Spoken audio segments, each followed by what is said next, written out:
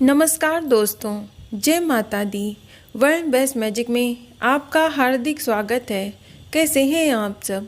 ये बताने के लिए कमेंट बॉक्स में जय माता दी जरूर लिखें। दोस्तों, दशा माता के व्रत में नल दमयंती की कहानी विशेष रूप से कही जाती है, जो बहुत ही लोकप्रिय है।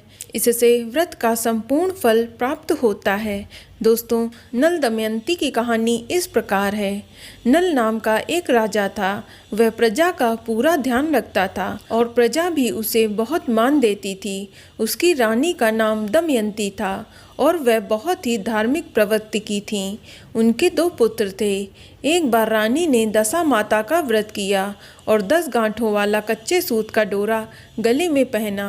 राजा की नज़र उस डोरे पर पड़ी और उसे अच्छा नहीं लगा और उसने डोरे को तोड़कर फेंक दिया। इससे दशा माता क्रोधित हो गईं। कुछ ही समय बाद शत्रु राजा ने आक्रमण करके राजा नल को परास्त कर दिया और उनकी सारी धन संपत्ति पर अधिकार कर लिया। नल दमयंती और उनके पुत्र बेघर हो गए। पूरा घर इधर उधर भटकने लगा। कुछ ही समय में उनके वस्त्र मैले कुचैले हो गए और कई जगह से फट गए। भूख से बच्चे व्याकुल होने लगे। चलते चलते उन्हें एक बंजारों की टोली मिली। बंजारों ने दया करके बच्चों को खाना कपड़े वगैरह दे दिए। राजा ने निवेदन करके बच्चों को बंजारों के साथ छोड़ दिया ताकि वे सुरक्षित रहें। राजा नल ने उन्हें अपना परिचय नहीं दिया। राजा रानी आगे बढ़े। रास्ते में राजा की बहन का ससुराल वाला गांव आया। वे गांव के बाहर रुके और बहन को उनके आने की सूचना किसी से करवाई। बहन को उनके निर्धन होने की खबर लगी तो वह व्यस्त होने का बहाना करके वह खुद नहीं आई। उनके लिए खाना भिजवा दिया। राजा ने खाना खा लिया पर रानी ने नहीं खाया। उसे ढक कर जमीन पर गाड़ दिया। राजा रानी आगे बढ़ गए। चलते चलते एक परिवार के पास पहुँचे। वहाँ पता चला कि पास में गरीब लोगों को खाना खिलाया जा रहा है। राजा ने रानी से कहा कि तुम यहाँ विश्राम करो, मैं खाना लेकर आता हूँ।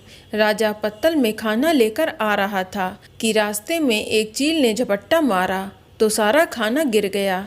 राजा रानी भूखे ही रह गए।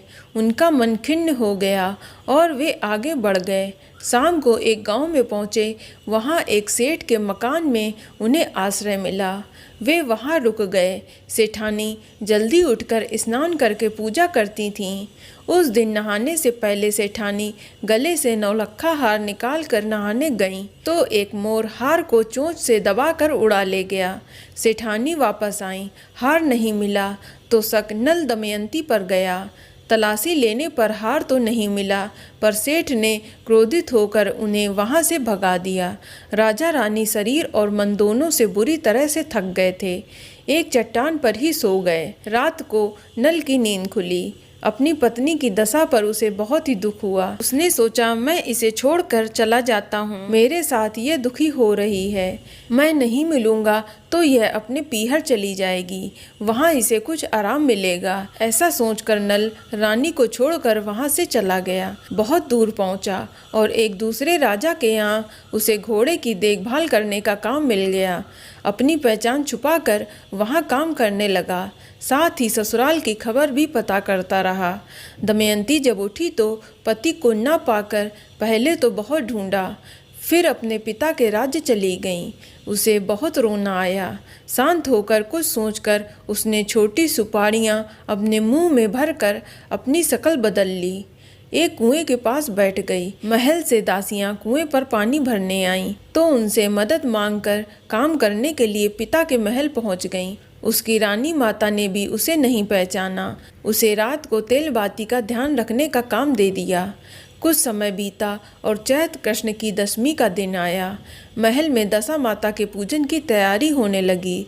दमयंती ने भी दासियों की मदद से सामान इकट्ठा किया और दशा माता का विधि पूर्वक पूजन किया और उनसे दशा सुधारने, विपत्ति मिटाने तथा परिवार को मिलाने की बार बार प्रार्थना की। दशा माता की कृपा से नल के मन में पत्नी से मिलने की इच्छा हुई। अब उनकी हालत सुधर गई थी। ससुराल पहुंचा तो पत्नी को वहां न पाकर उसे बहुत चिंता हुई। रात को जब तेल बाती देखने दमयंती वहां आई तो पति को देखकर रोने लगी। नल ने उसे नहीं पहचाना। उसने सुपारी मुंह से थूक दी। नल ने उसे पहचान लिया। नल ने अपनी आप बीती सुनाई और दमयंती के माता पिता को भी सारी बात बता दी। उन्हें वहां पाकर माता पिता को बहुत खुशी हुई और उन्हें कहा जितना चाहो आराम से रहो। कुछ समय नल और दमयंती वहां आराम से रहे, फिर अपने राज्य को चल पड़े। दमयंती के पिता ने उन्हें बहुत सा धन देकर और रथ पर कुछ सैनिकों आदि के साथ विदा कर दिया।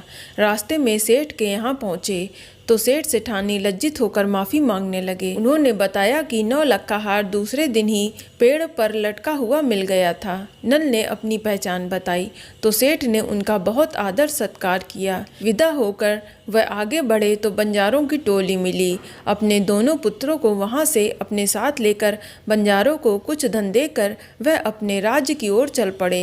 रास्ते में बहन की ससुराल पड़ी। बहन को अपने किए पर बहुत पछतावा हुआ। उसने अपने भाई भाभी से माफ़ी मांगी और आदरपूर्वक अपने घर ले आई और खूब स्वागत किया।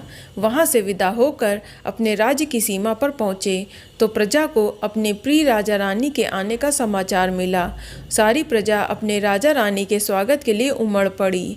डर कर शत्रु राजा खुद ही वह राज्य छोड़कर चला गया। इस तरह से दशा माता की कृपा दृष्टि होने से राजा नल को उनका राज्य, महल, रानी और राजकुमार सब वापस मिल गए। बोलो दशा माता की जय। तो दोस्तों, दशा माता की यह कहानी आपको कैसी लगी हमें कमेंट करके अवश्य बताएं और इस वीडियो को लाइक करें और शेयर करें और साथ ही साथ चैनल को सब्सक्राइब करें।